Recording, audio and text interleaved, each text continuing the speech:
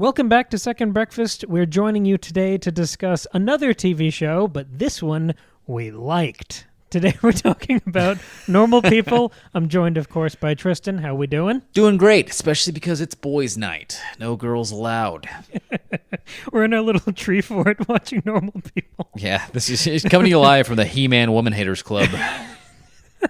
How's that for a callback? Okay, so Normal People, of course, was the phenomenon, the novel from a few years ago that was then adapted into the miniseries on Hulu. And I watched this around the time it came out. I binged it alone. And then, Tristan, you sort of sent up the bat signal a couple weeks ago that you were watching it. Yeah, I missed the boat when it first came out. I remember watching like 30 minutes of the first episode, and I was like, oh my God, what is this?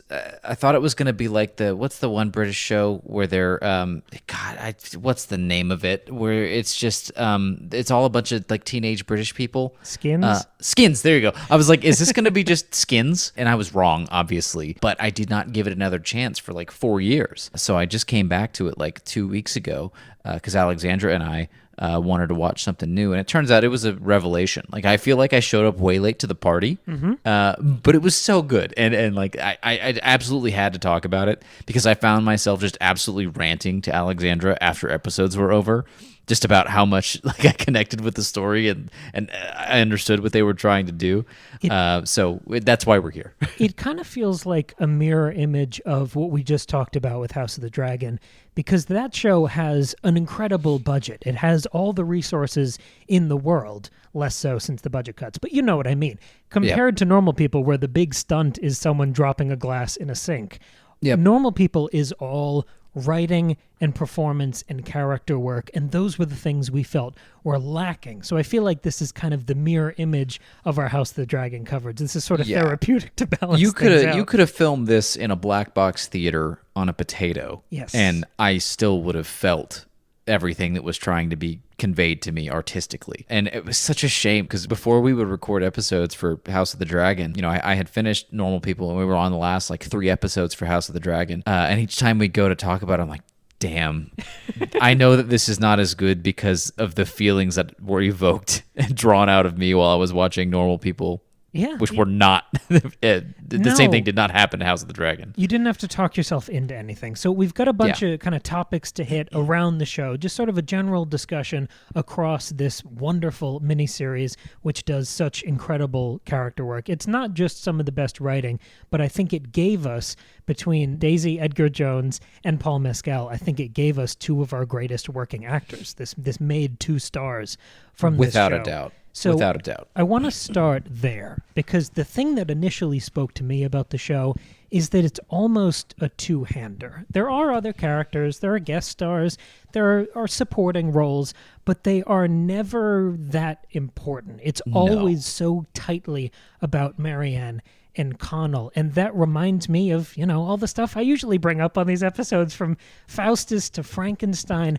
I love a good two-hander, and this focus on these 2 characters and these 2 actors, it gave you such focus and intimacy, because when you're focused on fewer elements, you can play around with them more. So the thing that really hit me about this story is that we got to see these 2 actors almost play each other's roles. Their relationships were so symbiotic.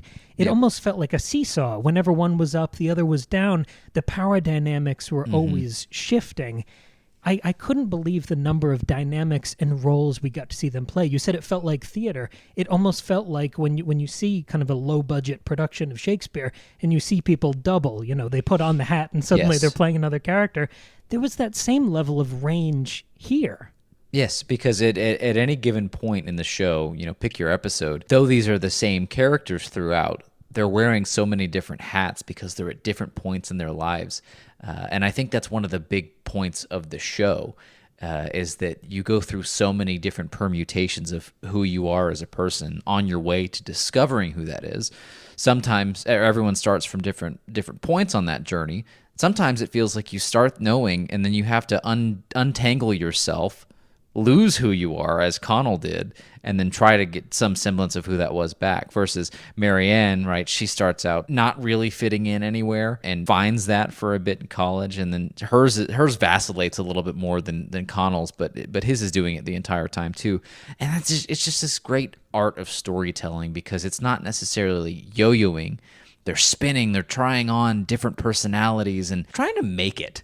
Right? It's very human in the way that it's presented. It's lovely to get that black box theater feeling, because like you said, those small Shakespeare productions also happen to be some of the greatest displays of acting that I've ever seen. Exactly. I almost got the impression that if you had just kind of thrown them a curveball one day, these actors could have played each other's parts.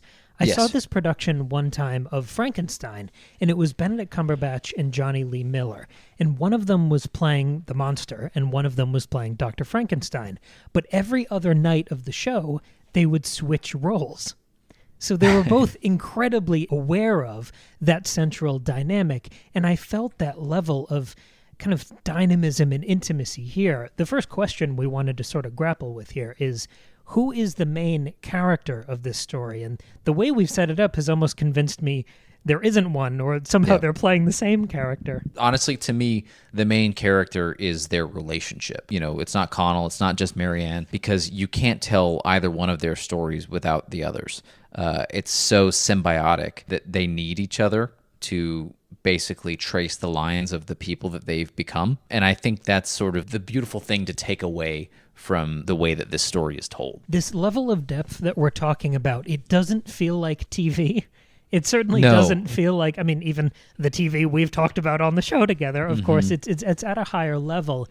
And I think in every scene for me, this felt like it was absolutely, I could tell, it was an adaptation of a novel. There was a completeness to the writing here that maybe I've seen in a couple miniseries like The Haunting of Hill House or Sharp Objects. There are a couple that... self-contained, like Yes. they were able to tell you the story that they wanted to tell you, instead of HBO telling you that they had to cut 2 episodes off the season and telling you half of one.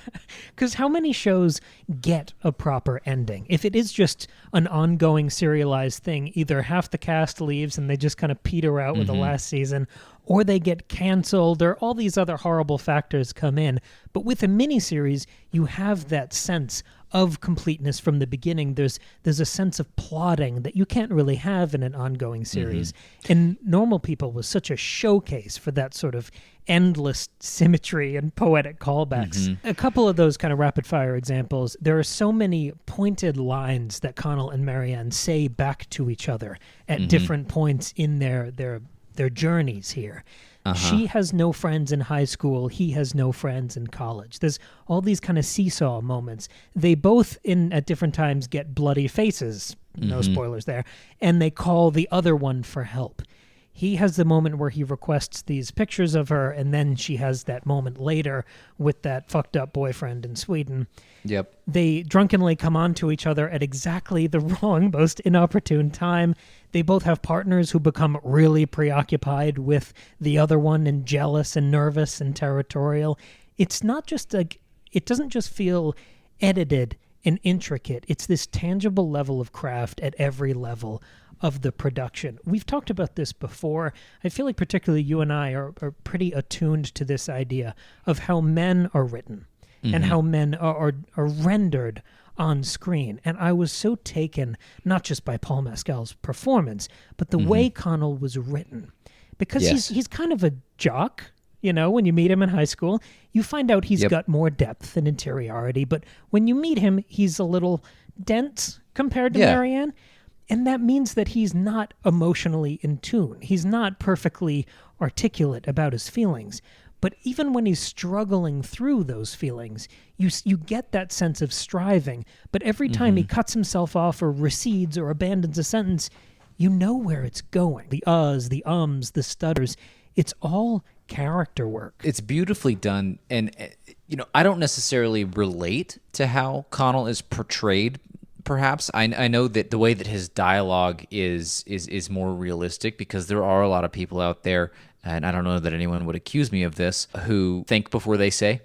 And so, he spends a lot of time ruminating and trying to say what he means. That's a lot of his character arc, is figuring out how he feels about something. Number one, that's his biggest hurdle, because he subsists a lot on what other people are telling him about himself. And I think that's one of the big reasons why once he leaves high school, he has a hard time finding himself again, because there he fit neatly into the category of jock. He did well at the game, so everyone respected him. They got along with him. Obviously, we see it a little bit differently when he's at school, but it's easier for him to fall into that archetype than it is once he goes to college and he doesn't have that barometer to measure himself against. He struggles with that heavily. But ultimately, I think that it's a very refreshing take on him, because despite the fact that I don't necessarily relate to like the being quieter at times, I do relate to being more sensitive. He could easily have been portrayed as a meathead idiot, but he wasn't, and I think that's the charm here and why it's so easy to root for Connell, because he's reluctantly one of the popular kids. When you really zoom out, you think that he could just as easily fit in with Marianne on the same terms, but he's very infatuated with keeping up appearances and giving the people what they want, essentially. So it's a wonderfully nuanced set of like psychic parameters that he's having to check himself on and work through and evolve as the show goes on. And so much of that is unsaid, yes, but seen. And it's just wonderful storytelling. I love that you mentioned sensitivity, because I feel like that's the posture of the whole creative team. You can tell from social media and all these other things that Daisy Edgar Jones and Paul Mescal have seemingly remained really good friends since the production.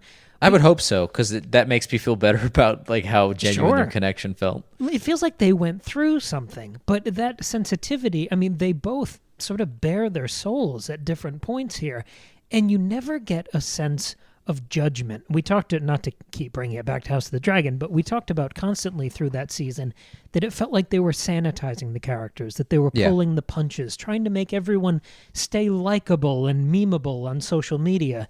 And when you have this level of sensitivity and attention to character, I loved that they never whitewashed what these two people were doing. They both do horrible things to each other. They mess up constantly, and they're not particularly articulate about it. So much of that communication you mentioned, like when you compared it to Black Box Theater, you said that was some of the best acting you've seen. And I think that's important, because you didn't say you called it some of, Black Box Theater. You didn't call that some of the best writing you've ever seen. Yep. The thing that takes over there is the performance. And what I loved so much about these two characters, it wasn't just the writing, it wasn't just their voices and how they intoned each line of dialogue. It was the physicality. It's the way they interacted with each other. And a lot of that, especially during those extraordinarily complicated moments between these two characters, a lot of that communication and characterization happens during sex scenes. Yes. And some of it, I feel like, even if you read the novel, which I assume describes a lot of these things, there's such fluidity. It's almost like watching ballet. There's so much happening in that physicality that I feel like, to me, most of their relationship could only be communicated in that physicality. Well, and it's interesting, because I think that is mirrored in the way that they actually feel about each other and the way that their story plays out over time. So many setbacks and issues happen, and there's just, it's so tumultuous for them over several years that it's like, why do these people keep coming back to one another? And whenever I was watching it, the few sex scenes in the middle of this series, like it got to feeling like over long. And I was like, obviously the characters need this, they're experiencing this, but we got to see it for a disproportionate amount of time, especially in a series where, they're bouncing around to locations a lot, and you're getting a lot of different scenes thrown at you very quickly. There's a couple of times where we're just with them, like, while they have sex for like 5 or 10 minutes.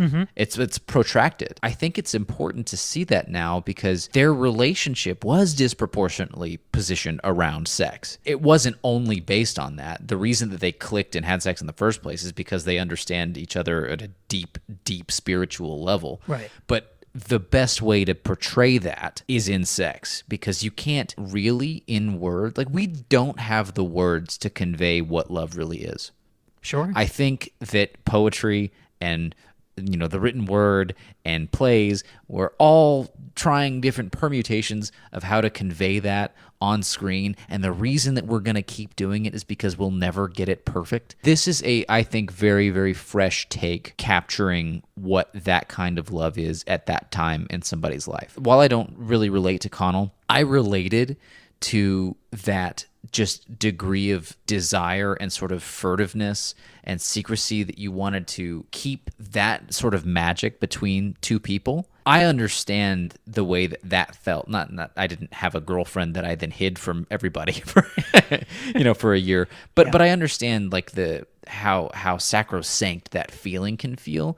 And there's a degree where you don't want to lose it. You don't want to share it with other people. And it's really difficult to make somebody who's outside of that little microcosm understand how it feels.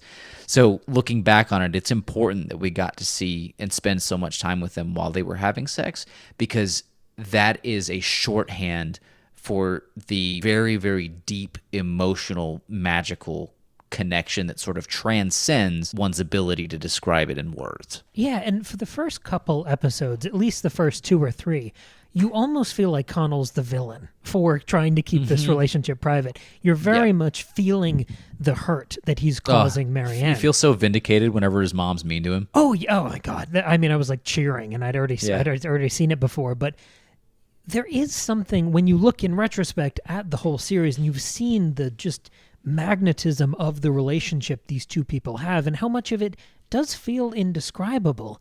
That early physical connection, it's so fragile. And I think I love you talking about love songs and all of these efforts at trying to describe these feelings that can never be really successful.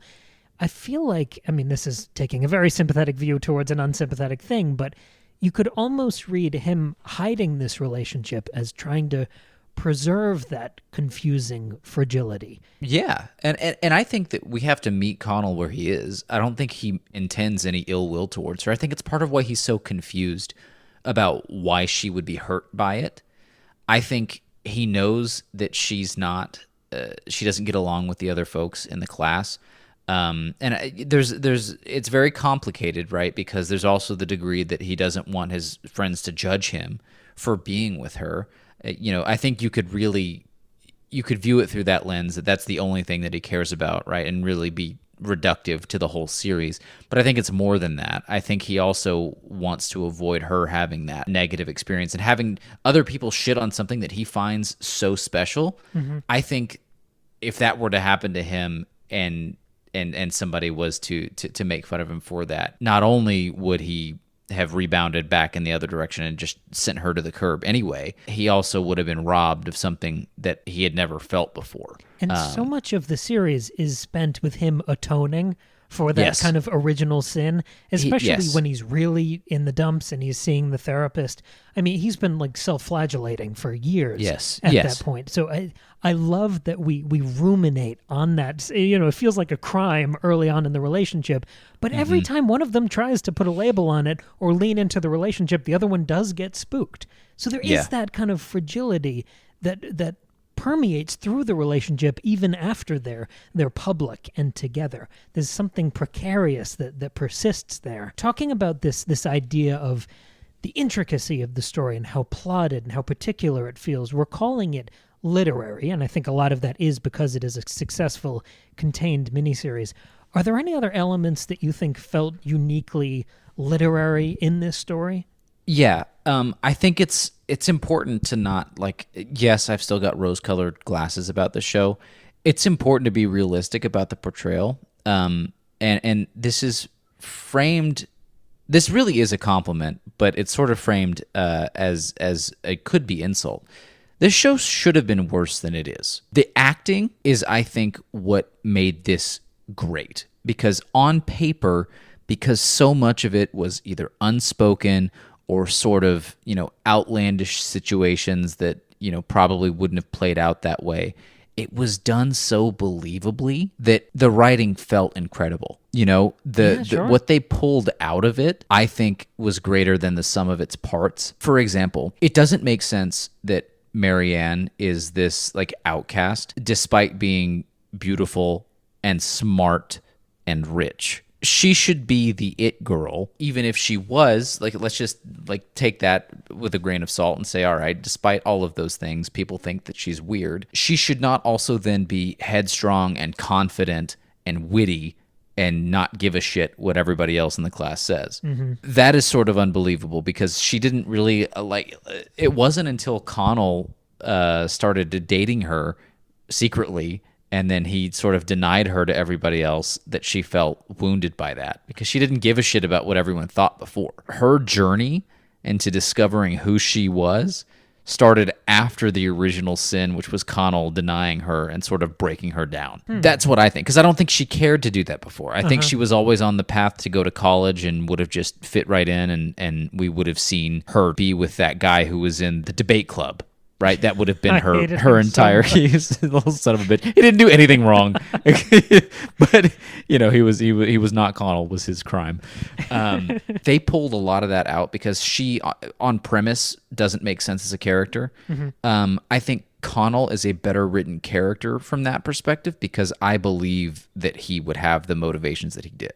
I believe that he would bend to the will of what he was expected to do in high school. And I believe that he would have a crisis of humanity and who he is once he got to college, and none of those previous things mattered anymore. And he had to get by on merit alone. That delayed reckoning with your feelings and trying to sort of just push them down and get through stuff and then them just boiling over like a volcano later, that felt, and for being a book written by a woman, that portrayal of Connell felt unbelievably accurate to the male experience. I felt absolutely like seen by like I said, I don't necessarily relate to his personality. Mm-hmm. I relate to the journey that Connell goes on. I think it really is a journey for both of them. I think that the best literary parallel to draw is that of the Odyssey. I think all of the little vignettes that we get of them as they go through life, being together, being with other people, on the road back to one another, and they do that 2 or 3 times. That really feels like you're going on the Odyssey with them, and they've got a new beast to slay or a new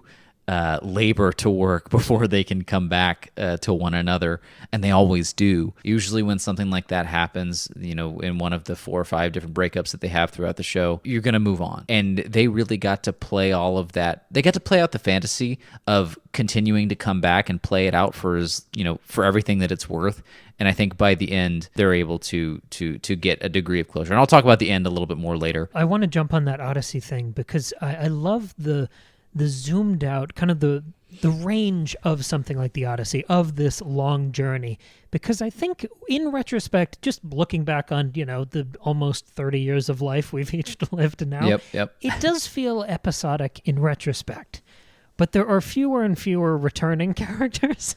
People do just cycle in and out. And I think part of aging is coming to terms with that.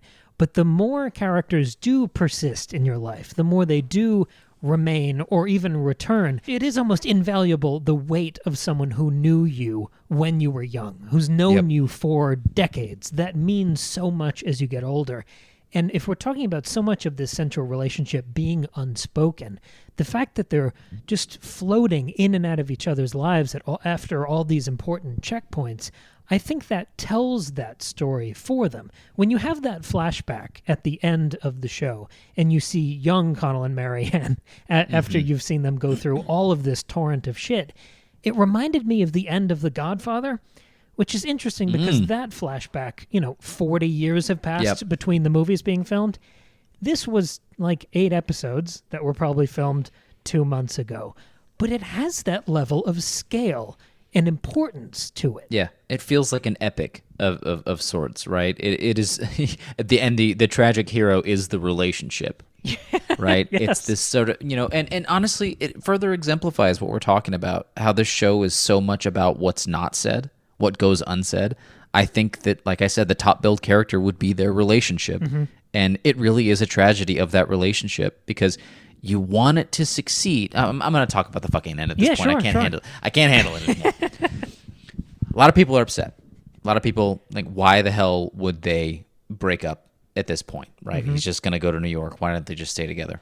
My argument is that they have accomplished for each other what they needed each other for. They helped each other get back to center. They only know how to be there for each other in a crisis, which means that they need a crisis and for their lives to get bad before they come back together and bring themselves up back before their batteries are recharged and they're ready to break up in a shitty way and go live life again. That dance, despite being magnetically drawn to one another because of what they've experienced and how they understand one another, it's rehabilitative. It's also a crutch because it means that they can keep fucking up and go find somebody who will accept them at their worst and will help them cope with that, but it won't help them grow past that because I think they'll forever be stuck, partially because of what Connell did back then, but they'll forever be stuck in high school versions of themselves if they continue to stay together. They've healed, they've done the healing,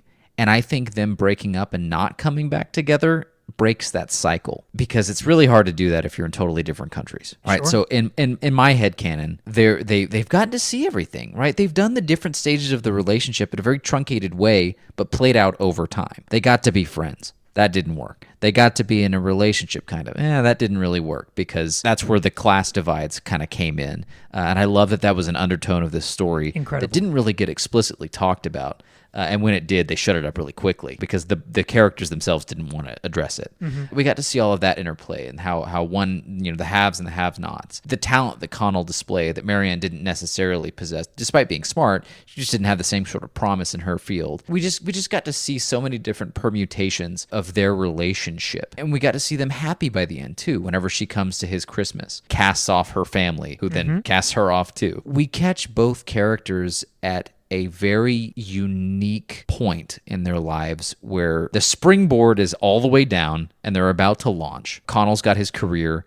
She's got her existence away from her family, which has been consistently the only thing that's brought her down outside of, Connell and the men that she decides to date. And so she's faced with the new reality of being free from that. And he's faced with the new reality of going and chasing a dream. When we see her in the swimming pool with all the old ladies, we see that Marianne that is her dream, kind of out of nowhere, unexpected, but everybody has, different thoughts and wishes. And she decides that she wants to be more of a homebody. And that's okay for her. And that's a new dream that she wants to chase. So they're both in the position to go after that thing. And the only thing that wouldn't allow them to do that would be to stay together. And so they have to kill the relationship to grant themselves new lives. And I think they need new lives to actually achieve the growth that they're capable of. And I just think it's so beautiful because it is tragic, but I don't think it's sad. I think it's happy because they will always have the inextricably intertwined experience that they had of growing up. And you can't describe one character without the other. Up to now. Past that point, they need to write their own story, separate from the other person, because that's the only way they'll achieve their potential. And I think being okay with that recognition, it's hard, but I think it's important. If this was the formative relationship of both of their young lives, I feel like at the very, very end of the last episode, we finally see them each become fully formed. Yes. Yeah, I don't know. The first time I saw the end of this, I guess it's series, not season, I was a little bummed because part of me wanted the closure of seeing if they ended up together or not. Me too. The more I'm sure I yelled at the TV. Oh, yeah. You're so invested in these characters. You want things to work out for them. You want them to just be okay. But it really does feel like it couldn't end any other way. It would almost be a disservice to the lessons and posture of the series if you removed all ambiguity, if you removed all the mysteries of life and just had them settle down together. Would you be completely, given your stance in the ending, would you be completely against the idea of a season 2 or any sort of continuation of this story? I think if this story is continued, it would be doing a disservice to the message that it gave us. Full stop. Unless we were just seeing them on their own adventure, like living in a stable relationship. But that's not fun to watch.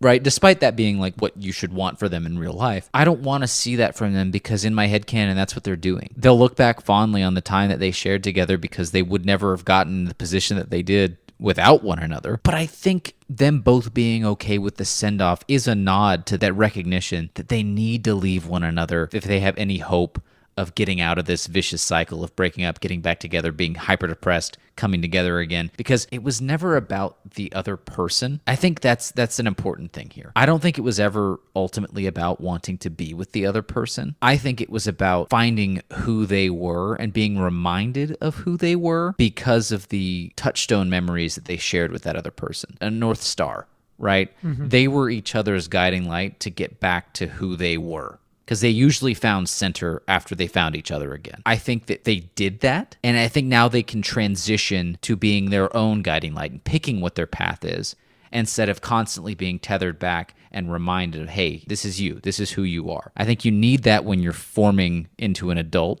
I think now that they are adults, they owe it to themselves to go take that journey on their own. There was a movie called One Day that came out like 15 years ago with Anne Hathaway and Jim Sturgis. And it was about these two people who were in this relationship, and then it was following their interactions and what they meant to each other on this same day of the year in all these different years through their lives. Mm-hmm. And I feel like I agree. I don't think these characters necessarily end up together, but if you had the creator involvement and kind of the sign off of everyone that this was okay, I would be interested to see some sort of follow-up to see how these people continue to weave through each other's lives. I think there's a tendency, especially in romantic storytelling, to just sort of fade off into the wilderness and everything's happily ever after if they get together, or if they break up, that feels final. And in the same way, like The Walking Dead is what comes after the end credits in a zombie movie, I'd be interested to see, because I feel like I know these characters so well. I know their minds so well. If he went off and got his education and then came back home, what would that be like? I don't know. I maybe I don't want these curiosities satisfied on paper, but I do wonder about the future of these two people. They can't have regular contact, because if they do, it's going to be the same problems. I mean, the series itself showed us these issues that they created by existing, right? So because Connell could think about Marianne, he wasn't giving himself fully to his current relationships, and neither was she. Or it wasn't in the same way as Connell. She would just not be 100% who she was with that person, versus Connell just wouldn't try as hard in his relationships, and the women could feel it. And then in Marianne's relationship, she would just be submissive, not be the assertive person who she truly is inside, like with Connell. So I think the caution is that if they continue to be a part of each other's lives, they're going to be disruptive to any additional or new relationships that they try to form. And that's why I think that they can't be apart unless they're together, but they don't know how to be together. They can't be, But do they know how to stay apart? That's sort of the issue. I mean, it seems, in my opinion, that last episode was, like I said, a nod to they understand that they need to be apart. That's why they don't fight that hard for it. And whether or not that's because there's this understanding that eventually they'll find their way back to one another. But I'd like to think with some distance, they can carve out an existence for themselves that is not constantly reminded of who they were when they were kids. Because, like I said, I think that was kind of a crutch for them. It helped them heal. It helped them get back to center when they were going through tough times, and it was what they needed in the moment. But I think if you have that sort of pacifier as you grow into an adult, you're never going to be able to blossom into the person that you're supposed to become. I personally don't want to remain the same individual I was when I was 16 years old. I think there's a lot of growth there that needs to happen. And I think that they rob themselves of that if they continue to allow them to pacify one another. There's so much of the show. I love how powerful the costuming is. I love how important their haircuts are, and him wearing that stupid little zip-up jacket. Oh, God. Like, when you see them older, it does feel like they have graduated. I mean, you shed like a snake when you're an adolescent. You have all these identities you move through. Her bangs grew about half an inch. There's something interesting when you know people who have seen you through multiple identities. Mm-hmm. When you then interact with someone, and I guess you could use family as an easy example here, these people have known you through multiple identities. When you interact with them in the future, you kind of are the person you are at the time, But at certain moments or when you're discussing certain things, you do revert to that old identity. Because we've seen these characters go through so much together, and they've seen each other at all of these disparate stages. If they were to interact, 20 years in the future, would they be meeting each other for the first time and really see, oh, this person has a new identity? Would they see who they were the last time they met?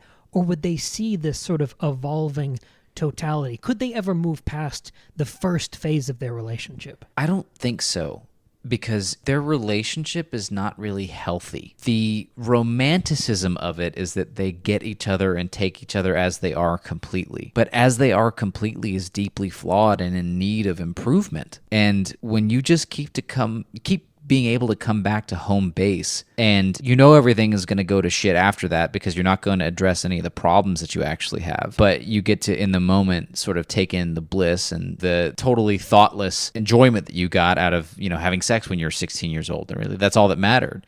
But that isn't all that matters as you get older. You need to learn how to cope. You need to learn how to be an adult. You need to learn how to find your own success and happiness and what that means for you. You can't have somebody coddle you and tell you that it's okay and not actually change anything. In fact, what that does is when you find those little pockets of serenity, it tells you can just pretend like all the other stuff isn't real for a while. But that doesn't actually solve the problem on the other side of it. After their tryst is done, they've still got to go back to the life that they put on hold and is now in shambles because they went and fucked somebody else, or now they keep constantly comparing a real relationship to something that was just predicated on sex back in the day. Sex and like the understanding and camaraderie and the way that they got each other when they were 16 years old. And they have that lore, that shared lore that you can never take away. And it's why they are such a good security blanket for one another. And I love that Connell protects her from her family. And I love that she encourages him to send writing off, and that he can do these things. There's a degree of step stooling that they do for one another throughout the series that does help them get to the point where they can take the leap on their own. But I think if they continued to serve the same role that they have been for what we saw in the show, it would be doing themselves a disservice, because they know that they can't be together and they know that they can't grow if they continue to be in their lives in that way. There's something so interesting and complicated, the duality of knowing someone mostly when one of you is in crisis. Mm-hmm. Because in one hand, that really strengthens it's a trauma bond. Yeah, it's a fast lane, right, for connection and reliability. Yeah. But it also means they always sort of carry that tag. When you're around them, there's some alarm bell going off in your head that it feels like a crisis is happening. They start to represent those crises to you. Yep. And I'm so taken by those sort of downtime moments where one of them is starting to realize how overlapped those parts of the relationship are. Yeah. But I do think, even though maybe if they were together full time, it would just be this sort of unsustainable series of crises, there is something about this relationship when he's depressed and he's sleeping and he has her on the video call and she's kind of watching him sleep and he's watching her work. Yeah. There is something beautiful there. There is something powerful there. And yes, there is the trauma bond element, but I would like to think, I don't know why I'm arguing for this relationship. I just love these characters. No, but I think it's great that we come out on either side of this. Yeah, I just think, yes, if they had some time apart and maybe they could grow up and, flourish and flounder a little bit on their own, I think maybe they could come back to that core and make it sustainable. It's incredible that, this show they're like half-hour episodes. If you string this together, it's like 2 movies. And I'm going to think about this relationship for the rest of my life. It felt so real. Yes. And fleshed out the way that they were able to portray it. I think that's why it was so striking to me, is because there's not a lot of that on TV. Yes. Because, this really is, like you said, it's essentially 2 movies worth all focused on this relationship. Not the zany antics that they have while they're, like it's a rom-com. It's not like hyper melodramatic. There are very realistic feeling scenes that get set up between the way that they interact with friends and acquaintances and one another, and like things that seem mundane really feel a lot bigger to them, like it would in real life. It's holding up a magnifying glass to, that's what makes it feel like you can tell that it's written in a book. It really does examine these relationships and human interaction in a deeper way, and maybe a more artistic way than you would actually see in real life.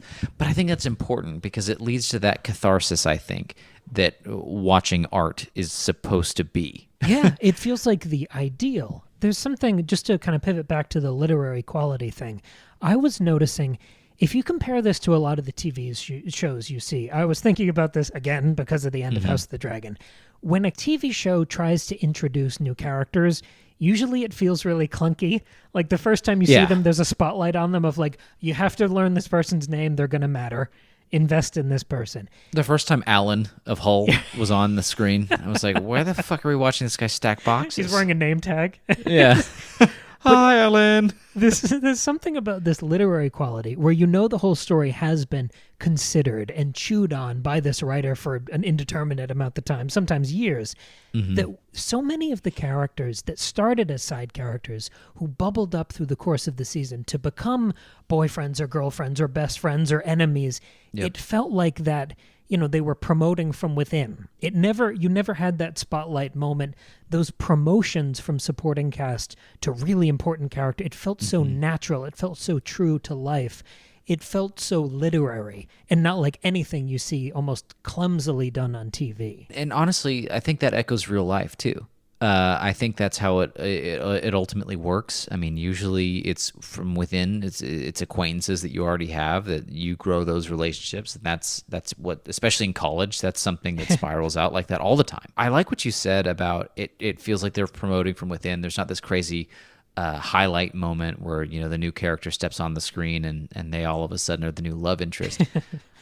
I think that's kind of beautiful because it probably did feel like that for those friends. Those friends probably did have these crazy moments where they're like, wow, now I'm in love with Connell or Marianne. But we never got to see that because it was never about them. That's what I'm saying. These two characters can never have romantic relationships outside of the one that they share with one another because everything else pales in comparison. Yeah. I think that's the wrong way for them to see it because I think it did lead to some unhealthy relationship habits throughout. But that's the tragedy of this story, is that these times in life where they should have been thinking about something that was happy or, a relationship that really helped them when they needed it or helped pick them up when they were down, it paled in comparison to something that was almost sort of really a thing in high school. Yeah, and we see them, even though we only get 2 movies worth of content with these people, we see them for so much of their lives and moving through so much that when they feel those feelings of regret, when they get that kind of sudden, unwelcome shock of perspective, it rings true. I had such an intense experience rewatching this show. It reminded me of the first time Maggie was out of town, and I don't know, I do weird things when I'm alone. I binged all of season 1 of Euphoria in one day. Oh, see, that's bleak. But like the character work in that first season was incredible. It's fantastic, yeah. And you get so deep with them so quick. And I would put Normal People on the shelf with some of my favorite character stories ever. And watching it this time, I mean, it's just a masterclass on every level. And you get so much more out of it the second time, I think. You get even more nuance out of the performances. But it really reminded me of The Bear, which I feel like, I'm not sure if you've watched it. See, and I haven't yet. I think it is sort of the spiritual successor to this sort of show because it has an intense character focus. You get almost the things that would feel like they were behind the scenes in any other show. You get the hopes, the fears, the anxieties. Real life has stakes to it. Even Euphoria sort of succumbs to this where you have to have... Well, I mean, the fucking SWAT team in season 2 gunning down some of your characters. Like, at some point, we've jumped the shark. But in The Bear, it's... there are anxieties because the restaurant isn't running properly and people are having a panic attack. Like, it still feels like the normal high drama of real life. But the other thing that caught me is that The Bear, which we've been watching and is part of the reason it was tough to get through House of the Dragon, that show is also a half-hour drama. What do we think of this format? Between these two shows that are kind of championing to much award acclaim, would you want more half-hour dramas going forward? I mean, I think historically the Prestige has been the hour slot, but I mean, obviously I haven't seen The Bear, but at least I can speak for normal people. That absolutely stands for the premise that less can be more. This show was so introspective and did so much with the time that it had. I didn't need an hour. They got everything they needed to convey to me within 30 minutes, and it left me wanting more every single time. I think it is easy to beat something to death and retread the same ground whenever you pad out runtime. Absolutely, I'm comfortable with more 30-minute dramas. There's absolutely no reason to think that you can't get just as deep, if not deeper, with these characters in that time frame. In fact, I think it allows the writer to trim a lot of bloat. There are risks you can take in a half-hour show. This isn't spoiling anything for The Bear. It's more of just like a structural thing to illustrate the point. There is an episode in season 1 that is one shot. So Really? So it's all of the chaos of running this restaurant with all these characters you've gotten to know, and it's one just panic attack of an episode. It feels like Uncut Gems, but in a way that I don't think you could really bear for a full hour. You can take risks in a half-hour show, do things that feel unsustainable, and then you have the breathing time, not of a down episode like House of the Dragon keeps doing, but you could have, the rest of your life when you turn off the TV. Yeah. And then when you're ready for depressed Irish people, you can jump back in. As sort of a general question, how did you watch this show? Weekly, nightly? Did you binge it? We kind of binged it over a weekend, yeah. Okay. What did you think of that experience? Because you're making a choice to immerse yourself in the story. I didn't really make a choice. I had to. I was so engrossed in what was happening to this relationship. I could tell after like episode 3 or 4 that they were really weaving this story together artfully. And it's so funny because there aren't a ton of things that happen in the show. Obviously, you can point out in each episode there's several different items that occur, but really it's just about how these two characters interact and learn to be with and without one another and how hard that is for them. But I couldn't help. I wanted to see more of it because when you start, you're like, God damn it, Connell, just be with her, you idiot. And then you're like, okay, this is going to resolve by the end of high school, right? Well, no, then they leave. And they leave on the most awful terms. And this actually gives me the chance to talk about some of the color imagery and the color language that they use. I don't know if you picked this up as you were watching it, but they really used the 3 primary colors and green to do a lot of storytelling. Green and blue tended to symbolize Connell's relationship with Marianne. Connell's color tended to be blue. There are a lot of times throughout the show where she would be wearing that color as well, to sort of show that she's trying to be on the same page as him, but it's not really her color. The color that we see her wearing individually when she's apart from him is red. A lot of her items are red color whenever she's kind of coming into her own as a person. When they're on the same page, a lot of the time you'll see them both wearing green. And when things are tumultuous and sort of rocky, she tends to wear yellow. There's this language of color that goes on sort of underneath everything. And I think it's a sort of, if you blink, you miss it, which is a nice, subtle way of trying to convey a message. The reason I say blue is Connell's color is his room is also blue. A lot of his things are, his car is too. It is his symbol. There's so many different red and yellow outfits that she wears throughout. It's very rare to see them both wearing green. Usually when they are, it's because things are good, and that's why it's so few and far between that they actually are. It doesn't go much further than that, but I think it is a shorthand for letting the viewer know where everything is at the moment. Sure, especially when so much of the relationship is implication. I'm not saying that the nonverbal nature of this show is an endorsement of that. I think it's a realistic portrayal, but I do think it's a cautionary tale because 90% of the show would not have happened if they said what they felt. Sure. Yeah, no, you could have avoided so many disasters. If you've ever seen the cover of the book, it's kind of half green and half blue. I'm wondering how much of that sort of, I'm a big fan of this sort of amateur color theory stuff. Yeah. Maggie always tells me I'm using that phrase wrong, but I'm reclaiming it for the layman. I think what you and I, when you and I say color theory, you know what I mean. Yeah, I know what you mean. I don't care if there's a jargon explanation for that. That doesn't exist here. And it's color theory. Funnily enough, as a little plug, when this episode goes up a couple weeks ago, I will have just done a 45-minute solo episode going deep on the color theory of Jack White's solo career. So if you want way too much of this, please go check that out. That episode's called Overthinking Jack White Album Covers. So That's just what you've been doing passively for your entire life. I'm just trying to bottle the crazy.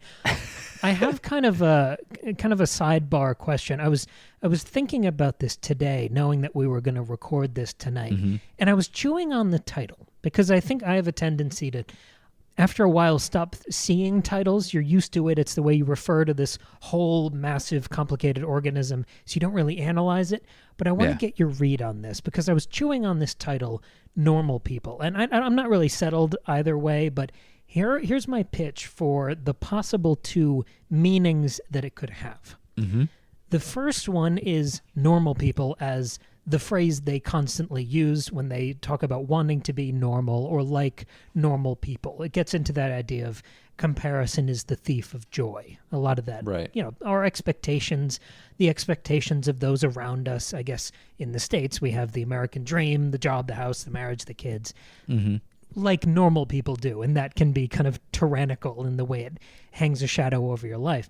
The other explanation with this title, Normal People, is that it's a label that we're slapping onto this really messy character dynamic, where we see all these moments that feel like they're behind the scenes. There's something confessional about this story. It's not just, like you were talking about the narrative effect of the protracted sex scenes. It's the scenes that start as sex scenes and then fall apart. Yeah. And all these other quiet, indescribable character things happen. You're saying that these are normal people and that they're facing normal struggles, that the difficulties and ambiguities of this relationship are universal. Like there's almost something encouraging that this ugly messiness, not what you bargained for, is what happens to everyone. There is no normal. I think that's where I fall as well. I think some of the criticism might be that some of what happens feels unrealistic, right? The fact that they keep coming back together, or they get to go on these trips together and then they always somehow find a way back. Why do they do that? It's kind of messy. They should just move on. But life isn't that strong of a narrative. I think, obviously we as people have it ingrained in us to try to find the narrative in something and try to figure out why things make sense, how you got from point A to point B. This is not that. This is a meandering companion adventure that we get with these two characters, that there's no design, there's no intelligent design behind the way that they ended up where they ended up. It was a series of unfortunate events, miscommunications, really lovely moments, relationships cut too short, feelings hurt, signals not taken up correctly. I mean, miscommunication is, I think, the biggest word that I can slap across this entire show. But I think normal people miscommunicate. To zoom out a little bit more, yes, I'm enamored of the story and everything, but the value of this show, I think, for me personally, and I think to the general viewer, is a recognition that sometimes you're doing something that's really fucking dumb. And if you looked at it from a third-party perspective, you could go what the hell are you doing? Why don't you just say what you're talking? Just say it. You don't even have to worry. Stay in the house. She'll pay your rent. She'll let you stay there for free. That's heartbreaking. And the best example of this is that actual scene where the glass breaks, and what I was just talking about with the staying there for the rent. Connell doesn't have money to continue to stay at university or in the university town for the summer, and so he's going to go back home. His roommate's like, why don't you just ask Marianne? She'll let you stay. And then he goes there, and we see the same scene twice in the span of a single episode. It opens up with Connell saying, hey, I'm not going to be able to stay here, and he hopes that she'll just offer for him to stay. And he says, well, I guess you'll probably want to see other people then. And so he's just hyper dejected. He feels slighted that she didn't say, come stay with me. And then we see the scene from her perspective. It's the same exact setup, and she hears him say, we should see other people. And it's such a slight difference that has all of the meaning in the world. They lived the same moment. We're supposed to believe that it was the same moment. We don't know who said what, but it doesn't matter because it's about perception. And I think that it was heartbreaking to watch, but it is absolutely a great candle to hold up to reality and how easily things can be misconstrued and how important it is to try to be as understood as you can. But there's a recognition that you're not always going to be able to do that. And sometimes it's going to be fucked up, like what happened to them.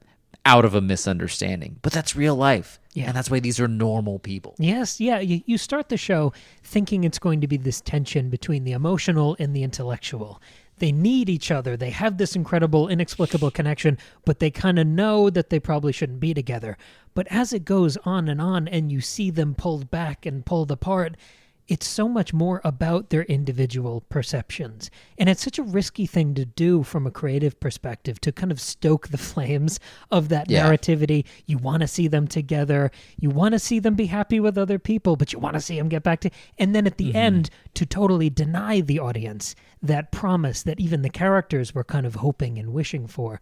But it all works because it is bound in that perception. I would say, to go back to that other question of who's the main character, it's way more complicated than that. Yes, their relationship is the main character, but it's not even Marianne or Connell who's the main character. It's their perception at the time who's the main character of that scene. And then they're kind of reborn and reinvented in every new circumstance.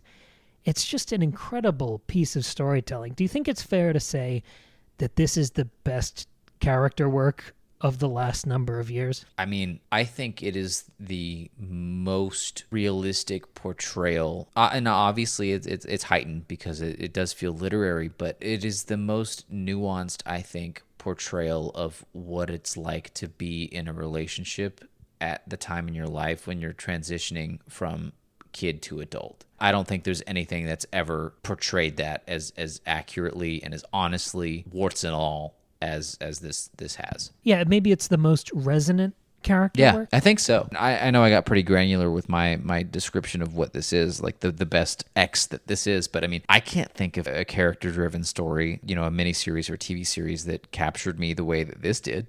I mean, how many times have I said, hey, Cam, we need to talk about this on the podcast? I know. Yeah, you brought this to the table. And I love you sort of qualifying or almost challenging the writing a little bit before, because I would say the writing is great, but the overall package is incredible. And I think it's largely the performances that elevate it. But it's the costuming as well. It's the hair. It's you talking about the colors throughout the costumes. It's this whole, greater than the sum of its parts thing that has made this show just transcendent. I'm putting this on my top shelf for character work. Yeah, because the deeper you look, the more you realize how intentional almost every aspect of it was and how much it all means something. Like all of these were deliberate choices. And I think looking at that really ups the production value, and like I said, it makes the whole thing feel cohesive and like it was the story they meant to tell, and they wanted us to pick up on all these clues, versus something like House of the Dragon. And I think we're only doing this because it's what we analyzed most recently, but like there are very few design choices in that show that are made for the viewer to pick up as a cue to be like, oh, that it means that this is what's going on right now. Our main character is feeling inner turmoil with her romantic interest because she's growing yellow right now. There's not a lot of that. It looks gorgeous, it's beautiful, but there's not a lot of that design language that speaks to and elicits that kind of a response from the reader that says, hey, pay attention to this. This is sort of where their head's at right now. Yeah, I think it's also sort of the rotten tree image, because House of the Dragon has even better costuming. It has fantastic actors, but the writing. This might be a posture of just you and I getting older, that maybe looking curmudgeonly. Yeah, I mean, maybe our sensibilities, our tastes have evolved a little past big tentpole genre fiction franchises, if things are speaking to us more on this kind of indie drama level. I think it is symptomatic of where the industry is as a whole right now, because I think the artistic integrity of those big blockbuster shows has been sort of compromised. I don't know why or where, or if money always is going to do that. You can use Game of Thrones as an example too. Game of Thrones was at its best whenever it was sticking close to the vision that one author had. This was that. This was a story that one author put together about a relationship and had very specific things that she wanted to share with us. And we got to see that writ large. And again, I haven't read the book, so maybe I'm talking out of my ass, but it really does feel cohesive in a way that this probably came from the mind of one person. When you get something like House of the Dragon, which is an adaptation, all TV shows from books are adaptations, but this is an adaptation without a really clear roadmap. You had points of interest on that roadmap, but not really directions. And so you're trusting somebody else with a single author's vision. And I think it gets hard to stay true to that and really tell one story or convey one message when you've got too many cooks in the kitchen. Maybe a good way to synthesize a lot of this is that big productions require big money. And anytime you're asking a studio for a lot of money, you're going to have a lot of fingers in the pot. You're going to have a lot of cooks in the kitchen. You're going to have a lot of second guessing and hedging and, we have to be careful, and it still has to work for the Team Black, Team Green social media thing. And what speaks to us and has always spoken to us and Maggie and all these conversations we've always had, we love fearless storytelling. And the more money's involved, the more scared people there are in the room. When you're making a show for everyone, you're ultimately making a show for no one. If you don't have a specific audience in mind, if you don't have a specific driving artistic vision in mind, you're going to compromise the product. That was so far away from what happened in Normal People that I feel like that's got to be what differentiates it. That, and again, the just stellar performances from the two leads in this show, just absolutely incredible. Paul Mescal and Alexandra, shout out, calls Daisy Edgar Allen Jones. She can't help herself. So that's what she'll forever be to me. It was an artistic vision that felt singular and complete, and I think that's probably the highest compliment you can give any work of art. That's the dream every time you put pen to paper or hit record on the camera. So yeah, I got so much out of this series. I've now binged it twice. I'm sure I'll do it again. I bought the book last time I watched it, so now I'm probably going to want to dive into that. I'm just so excited. I'm so invigorated by great character work lately, and I'm just chasing it everywhere I can find it now. So I'm so glad you brought this to the show, and we got to play with a lot of these ideas. Yeah, and maybe this was too effusive. Maybe I was just spilling my guts about a show that I really liked for this entire episode. Maybe it was meandering, but you're right. We should bitch about dragons more. That's true. I dare we be intimate in person. There was definitely more to glean from this than there was. I mean, we were talking about the show, not about why the show's writing was bad. So, that's a step up from what we were talking about previously. But if you haven't watched this, like I hadn't watched this until 2 weeks ago, I would highly recommend it. I couldn't recommend it enough. Like I said, maybe don't watch it with your parents. There's just a couple of, like I said, uncomfortably long sex scenes. It does work toward the narrative. So everything here was intentional and worked. And I'm going to be riding the high of this one for a while. It'll be hard to find something that matches it. Yeah, this was the perfect palate cleanser. So thank you again for bringing it to the show, and thank you, the listeners and the watchers, for joining us. Please let us know what you thought of Normal People. Whether you're on YouTube, you can talk to us in the comments. You can talk to us over on Patreon. We have a whole comment section, thriving community over there. $2 a month, you can support the show and get access to all sorts of dozens of bonus episodes we've compiled. Or, of course, you can listen on Spotify. Luckily, they don't have a comment section, but I suppose you could also, talk to a friend. Tell a friend. Maggie's always the one who jumps in here and says, like and subscribe and tell a friend. And yes, go find your soulmate. So thank you very much for joining us, and we will return very soon with more episodes with Tristan. We've got some fun stuff in the hopper. Ooh. And we'll be back on Friday with another brand new episode.